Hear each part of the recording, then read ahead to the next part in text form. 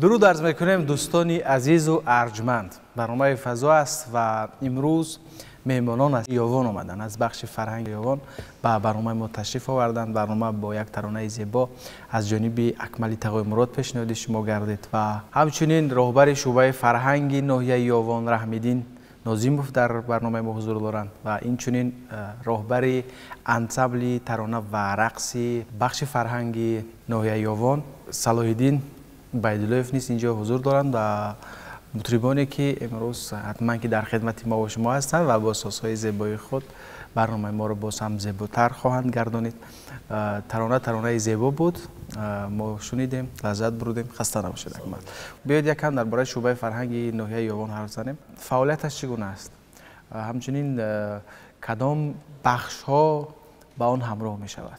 امروز شعبه فرهنگ کار و فعالیت خوب دارد. از آن جمله انسامبل ترانه و رقص صبح ناحیه یاوان، اینچنین کتابخانه، اینچنین آثارخانه کار و فعالیت دارند و خوشبختانه امروز ما کوشش کردیم که در انسامبل نویگری ها رو به راه مانیم. راهبر انسامبل صلاح الدین عبیداللهیف امروز انسامبل در تمام چارابینی های ناحیه و بیرون از ناحیه فعالیت خوب دارند. و غیر از انسامبل باز چی‌ها همراه میشوند به شعبه فرهنگشون؟ در شعبه فرهنگ مکتب بچگانه صنعت کار و فعالیت دارد، اینچنین کتابخانه ها فعالیت دارد، آثارخانه کار و فعالیت دارند. تئاتر خلقی اینچنین. تئاتر خلقی هم هست در بله. ناحیه یاوان. چگونه است فعالیتش؟ بله، امروز تئاتر خلقی بهترین نمایش ها را آماده کردند و پیشکش تماشابینان گردانیدند. چی برنامه ها را طرحریزی میکند؟ چی صحنه ها را اجرا میکند؟ با نزدیکی یک نمایشنامه تیار کردیم، زوراوری در اویله. اینچنین پیشکش تماشابینان گردانیدیم. فعالیتش در خود همون قصد فرهنگ است؟ بله، در درون شعبه فرهنگ کار و فعالیت دارد. با راهبری دیرکتور کاخ فرهنگ تاجزاده مسلمان این نمایشنامه روی صحنه آمد که تا حالا پیشکش تماشابینان می‌گردد. بله، تشکر زیاد. خب بیاید درباره انسامبل ترانه و رقص صبح یاوان حرف زنیم. انسامبل کی تأسیس یافته است و اصلا چگونه مثلا سرودها، چگونه رویه‌ها در این انسامبل جاری کرده می شود؟ انسامبل ترانه و رقص صبح یاوان دیر باز فعالیت دارد. سال 1989 در نزد خواجگی تعلیمی رقم 2 با تشبث شادروان استاد حافظ خلقی جمهوری تاجیکستان تا امروز خوشوقت با تشبث اون کس انسامبل تشکیل یافته بود. هیئت انسامبل اون زمانی که تأسیس یافت نوازنده ها کمتر بودند. تا امروز بعد یک تکمیل یافت انسامبل. بله. باز هیئت انسامبل پرتر است. پرتر شد. بله. خب اینجا مکتب استاد تقای مراد خوشوقت بیشتر فعالیت میکنند. خب عموما در همین ناحیه یاوان همین مکتب یکی از مکتب‌های پایدار است. در رویه استاد تقای مراد خوشوقت هنرمندان زیاد فعالیت میکنند. استاد تقای مراد خوشوقت یک با حضور خود در جاده هنر یک مکتب خاص خود را با ما میراث گذاشته است. بله. پیروان زیاد نه تنها در یاوان بلکه در جمهوری، بیرون از جمهوری هم حتی ما امروزها از شبکه‌های اجتماعی آگاه هستیم که پیروان استاد تقای مراد با سبک و اسلوب اون کس زیاد هستند. در خود ناحیه یاوان صفوالدین رجبوف، رجب مراد تشایف، بابا جان شریفوف، خلیل الله هست، امید قربان، اینها در پیروی سبک و اسلوب تقای مراد خوشوقت سرود ایجاد میکنند، میسرایند و مردم هم پسند است. خب تشکر زیاد. اکمل یکی از پیروانی جاده پدر هستند. وقتی که اجرا کردن هم ترانه استاد تقای مراد خوشوقت بود. بله. خب این ترانه کدام سال اجرا شده بود؟ با فکر من سالهای 88 به فکرم باشد. همین سالی که من تولد شدم همین ترانه بود. همسال شما از این ترانه؟ بعضی محفل ها به هر گونه خواندگی هستن پدرم. چگونه خواندگی هستن؟ بعضی در بعضی مورد ها اوج های وضع می شود. بعضی سبک خواندنشون دیگه بود، اوجشون عوض میشه. می شود همون حالت ها رو برای ما بگید که مثلا در کدام ترانه چگونه است و در کدام ترانه چگونه؟ این ترانه در بعضی ثبتاشون هستن، من گوش میکنم. رئیس که سر میشود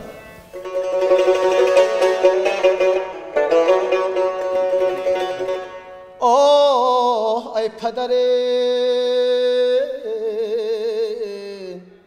چهره سازه. یکی از سبکا همین است. بله. باز چگونه است؟ با در وقتی خودشان موسیقی ایواز شدگی هستند به روش خودشان. در اینجا گوینده هست رجمرود تشیف سرود خوندید. باز یک در انسامبل ما یک دخترک فعالیت میکرد. با فکرم خطا نکنم سالی 1993 یا 94 در سیرک دولتی تاجیکستان اون وقت یک کنسرت شده گذاشته بود. استاد همین رو با یک طرزی بگیم دیگر اجرا کرده بود. امروز باز اکمل جان همین رو باز با یک شکلی نو با یک لباسی نو گوییم پیشکشی تماشابینان. خب تشکر زیاد و احسن به شما که همین گونه ترانه‌های پدر رو اجرا میکنید، زنده نگه می‌دارید. باز چی پیشنهاد میشود برای ما؟ امروز فکر کنم باز مهمان داریم، باز کسی دیگر ترانه اجرا میکنه. بله، هیئت انسامبل صوفیوان باز با هنرمندانی نو تامین گردیدم و یکی از هنرمندانی که مدتی یک سال میشود در انسامبل فعالیت دارد حبیب جان طالبوف حاضر به سامی تماشابینان یک سرود یک غزل از مولانا آرزوست و آهنگی خودی حبیب جان پیشکشی تماشابینان. خب بهترین بفرمایید. مرحمت.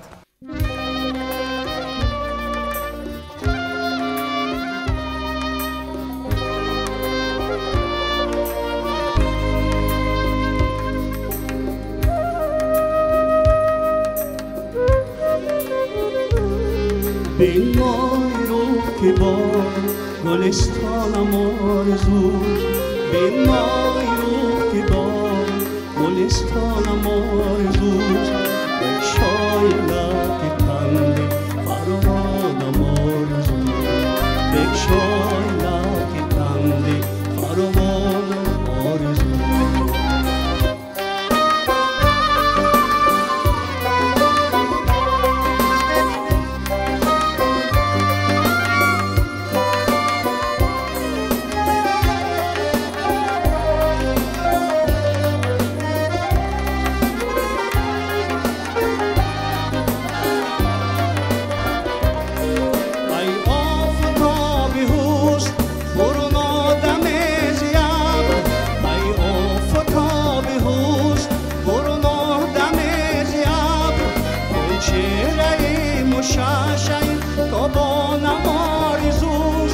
بشنیدم از هوای تو آواز طبل و باد، بشنیدم از هوای تو آواز طبل و باد، باز آمدم که سایدی سلطانم آرزو، باز آمدم که سایدی سلطانم آرزو.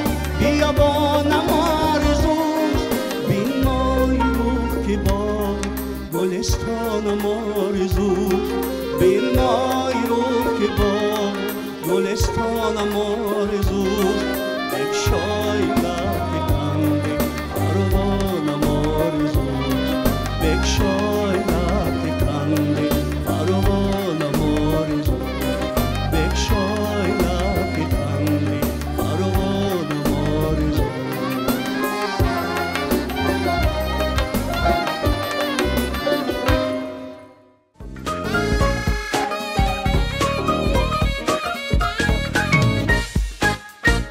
تشکر زیاد، خسته نباشید، بسیار اجرای زیبا بود. گفتید یک سال شد در انسامبل فعالیت میکنن، هم فعالیت آوازخوانی دارن هم آهنگ هم ایجاد میکنن. بله، آهنگ هم ایجاد میکنند و قابلیت خوبی نوازندگی هم دارند. در انتخاب شعر هم بسیار یک مهارت. انتخاب مولانا که باشد خیلی خوب است. بله، این بسیار ترانه زیبا ایجاد شده است. خب آهنگ ها چگونه ایجاد میشوند در انسامبل شما؟ کیها اصلا بیشتر تشبس دارد در این سمت؟ نسیم جان راهبری موسیقی انسامبل صوفیاوان، اون کس هم به ایجاد آهنگ ها مشغولند. باز حبیب طالبوف خود شما ایجاد میکند. خود من هم البته شما آگاهی دارید بعضا آهنگ ایجاد میکنم و باز مقصود در اینجا هست جوانی خیلی قابلیتناک در اسباب کلارنت، اون کس هم گوگو آهنگ ایجاد میکنن و سرود هم میخونن. البته وقتی که یک آهنگ ایجاد میشود حتما که با گروه ایجادی پیشنهاد میشود، بررسی میشود، ایده ها پیشنهاد میشود. هر کس هر خیل. خود من در انتخاب آهنگ بعضی هستن آهنگسازان هستن که اول آهنگ رو ایجاد میکنن بعد شعر رو شعر رو موافقی موضوع آهنگ یا که وزن همون آهنگ بعد شعر رو انتخاب میکنن. سخت‌تر است نه؟ بله این دشوار است، لیکن من بسیار از متن الهام میگیرم. متن خصوصا متن‌های کلاسیکی رو زیاد دوست می‌دارم. البته از شاعران معاصر هم ایجاد کردم، آهنگ‌ها ایجاد کردم. همه غزل‌ها، شعرها خوبن، شعر خوبن، لیکن سرود خوب شده نمی‌تونن. یک انتخاب می‌کنی و آهنگ‌نوکی بعد در اونجا سخن‌ها، کلمه‌ها دغل یا که چخیل گویم بسیار و روان باید باشد. مثلا هنگامی سرودن تلفظ سختی پیش نمیرن. من همین کدام آهنگ‌هایی که ایجاد کردم اون رو اول از یاد میکنم. غزل رو اول از یاد در میکنم. ذهنم در وقت راه رفتن یا یگان وقتی که تابم بریده است زمزمه میکنم. خودش شعر خودش و آهنگ هست، همین سرود شعر خودش آهنگ داره. همون جوهر رو یافتن فقط همون رو وقتی که درک میکنی در وجود خود احساس میکنی، درک میکنی همون و شاعر چی میخواهد اون رو با واسطه موسیقی بود بیان کردن آسان‌تر است. بله بیان میکنی و موسیقی هم خود یک معجزه است. که وقتی که شعر و شاعر همین خیل میخوند مردم دیگر گونه قبول میکنن. وقتی که با آهنگ سروده میشود تیزتر به دل مردم جا میگیره. واقعا تشکر زیاد، خسته نباشید. باز چی ترانه پیشنهاد میشود برای ما؟ اکمل جان وقتی که فعالیت هنری رو سر کردن اون کس در پیروی آهنگ های پدرشون در سبک و اسلوبی پدرشون سرود میخونن و حالا یک غزل زیبا از حافظ از آهنگ های استاد شادروان تا امروز خوشوقت سحرم دولت بیدار به بالین آمد. بهترین. خب مرحمت اکمل.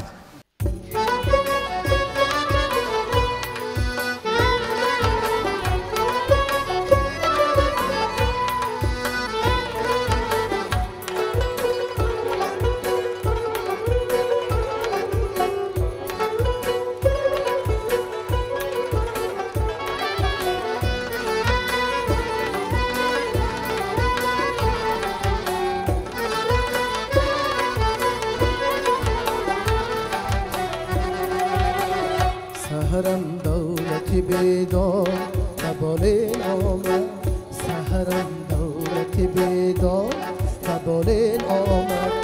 گو برخیز کیان خسرو و شیرین آمد، گو برخیز کیان خسرو و شیرین آمد. قدح در کش و سرخوش به تماشا بخیرام، قدح در کش و سرخوش به تماشا بخیرام.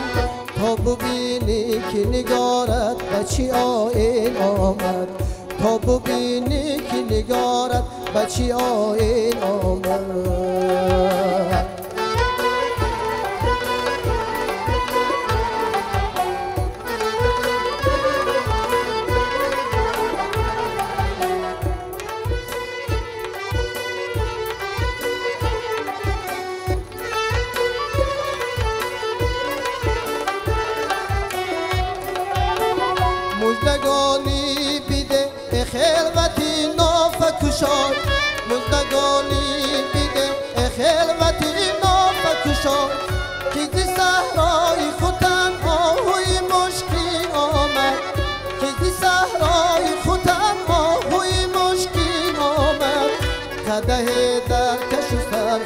و تماشا بخرام قده در دست سرخوش و تماشا بخرام تا ببینی که نگارت بچی آین آمد تا ببینی که نگارت بچی آین آمد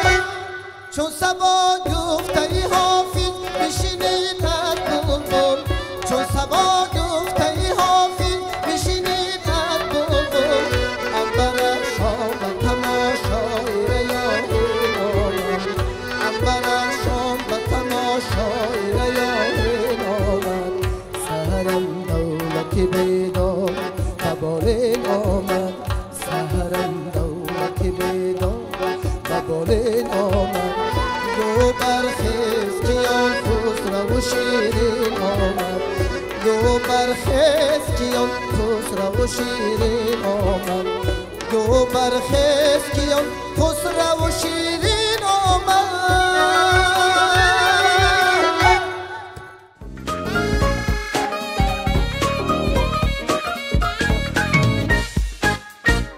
تشکر زیاد اکمل برای اجرای یک ترانه بسیار هم زیبا یک ترانه دلنشین این ترانه رو شما تکمیل کردید نه؟ بله بله این سرود که از سرودهایی که انجام سرودهای پدرم بود. از کجا شنیدید شما؟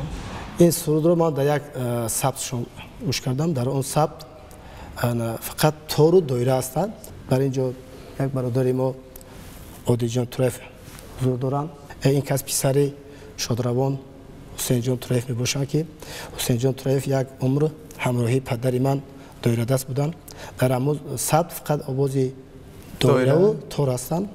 تار پدر آن کس نواختگی هستند.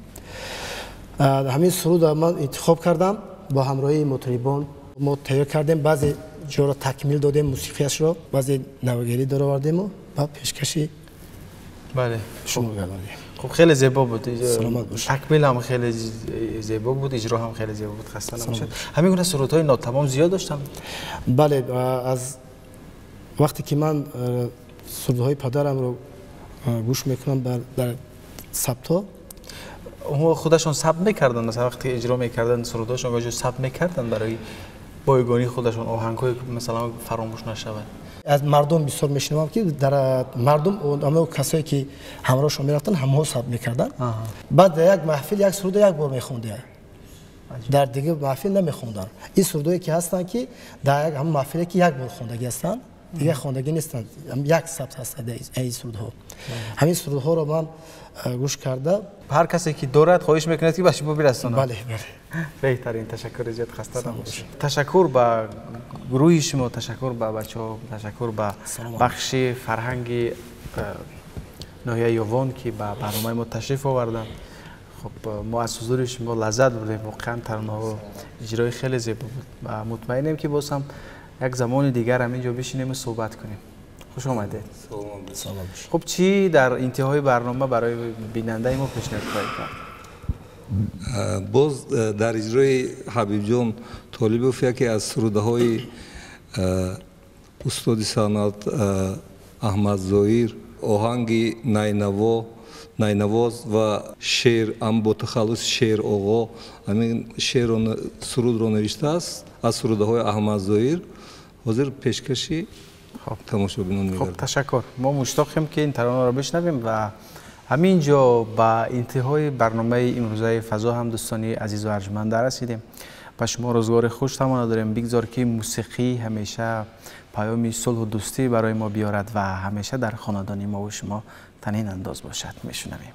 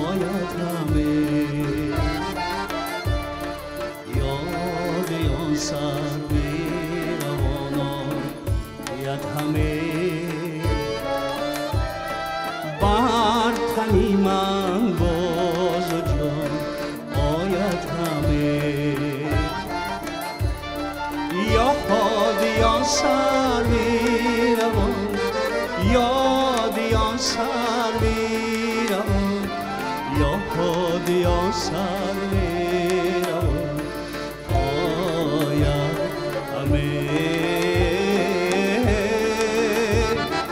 یاد آن سر میروم یاد آن سر میروم یاد آن سر میروم آید همه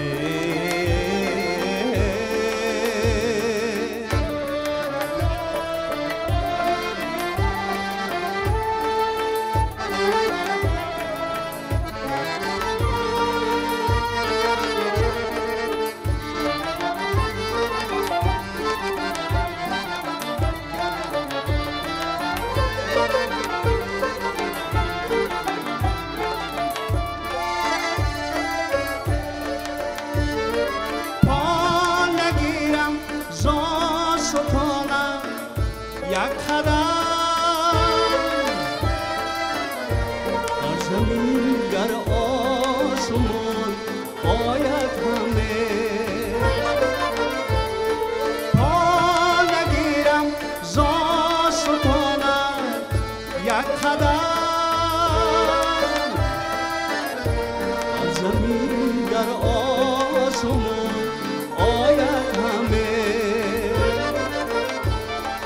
یاد آن سر میروم یاد آن سر میروم یاد آن سر میروم آید همه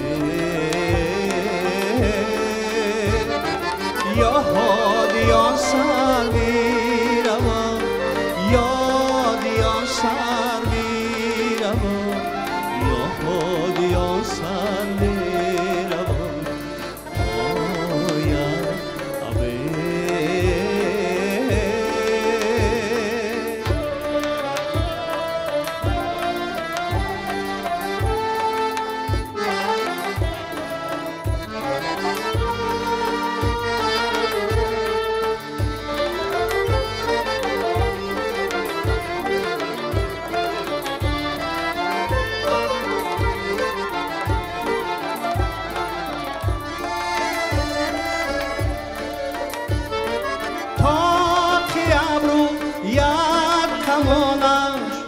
دیدم